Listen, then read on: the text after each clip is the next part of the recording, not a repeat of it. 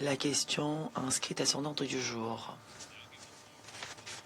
Je donne sans plus tarder la parole à Madame Rosemary Di Carlo. Merci, bonjour. Merci, Monsieur le Président. Alors que le Moyen-Orient traverse déjà une situation désastreuse au vu de l'escalade en cours, l'attaque décidée par le Hezbollah, qui a visé Israël le 2 mars, a entraîné le Liban de nouveau dans un conflit qu'il ne peut pas se permettre et qu'il n'a pas cherché. En violation de la résolution 1701 du Conseil de sécurité, le Hezbollah a en effet tiré depuis une centaine de projectiles, des roquettes, des missiles et des drones visant le territoire israélien et dans le Golan syrien occupé. Il a également averti les habitants se trouvant au sud de la ligne bleue qui ont été priés d'évacuer. Et Israël, à son tour, a mené des frappes d'envergure au sud de Beyrouth et dans tout le sud Liban, dans la région de Beka et de Baalbek notamment.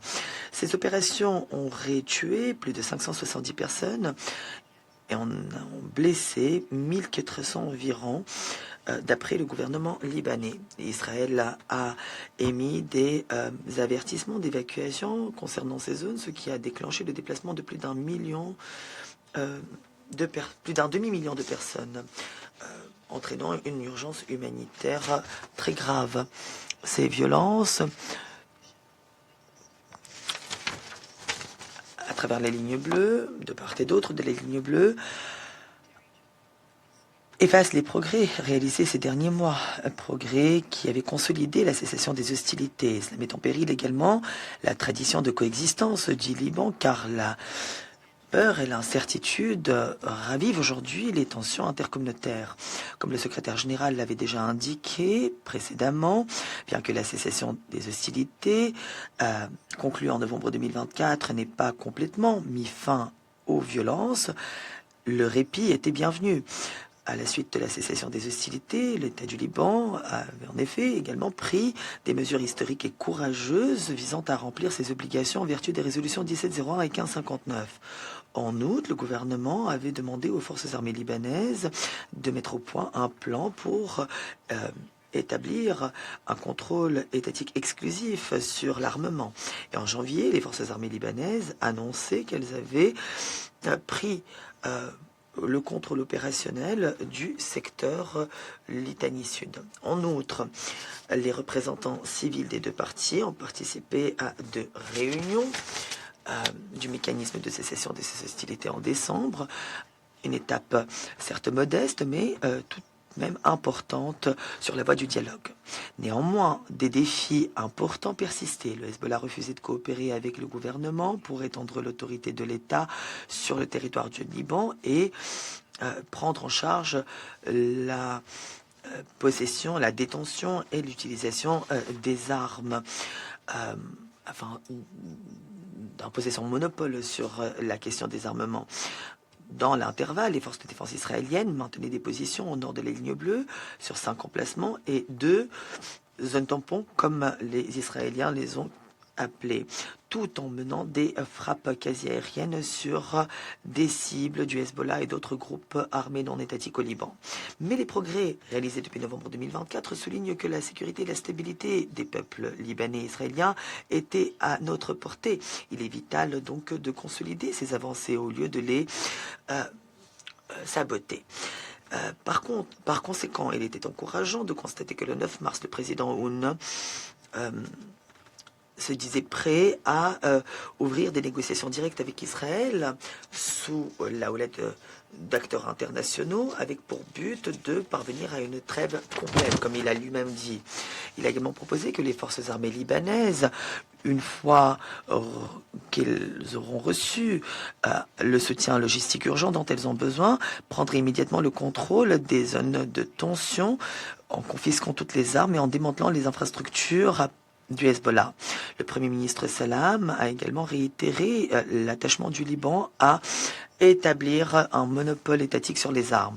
Le 2 mars, en condamnant les actions du Hezbollah, il a affirmé que le gouvernement, je le cite, rejetait complètement toute activité militaire en dehors des institutions étatiques légitimes. Fin de citation. Il a réaffirmé également l'autorité entière de l'État sur les décisions de guerre et de paix.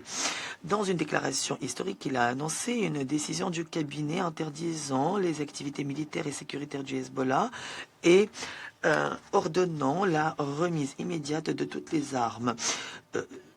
Il a ainsi demandé aux forces de sécurité libanaises d'appliquer cette décision immédiatement. Ces déclarations s'accompagnent de mesures concrètes. L'armée libanaise a en effet annoncé la détention de près de 26 ressortissants libanais, et des membres du Hezbollah notamment, et d'un Palestinien pour possession illégale d'armes et de munitions.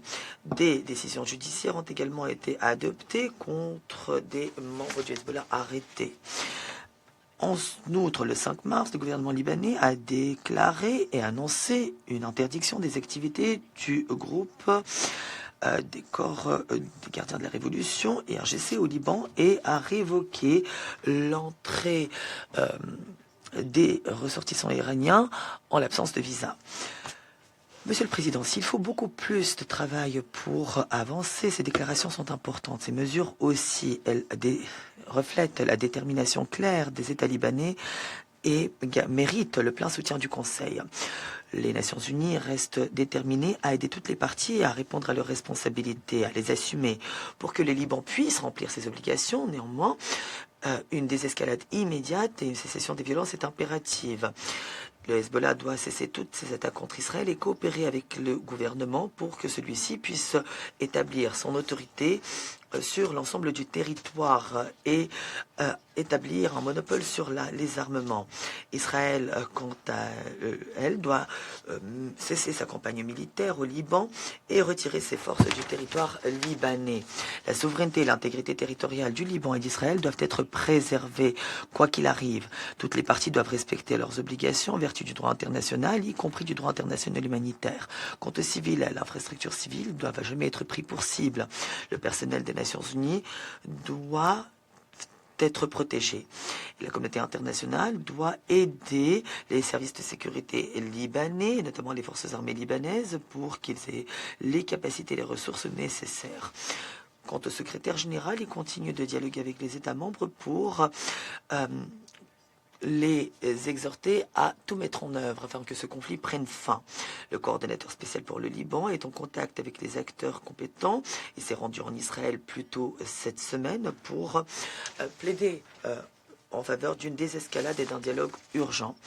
Comme le secrétaire général Lacroix vous le dira un peu plus tard, les casques bleus de la FINUL restent en position le long de la ligne bleue, au péril de leur vie bien souvent, pour éviter toute perte de vie humaine et pour créer un espace d'engagement politique. La violence doit donc cesser.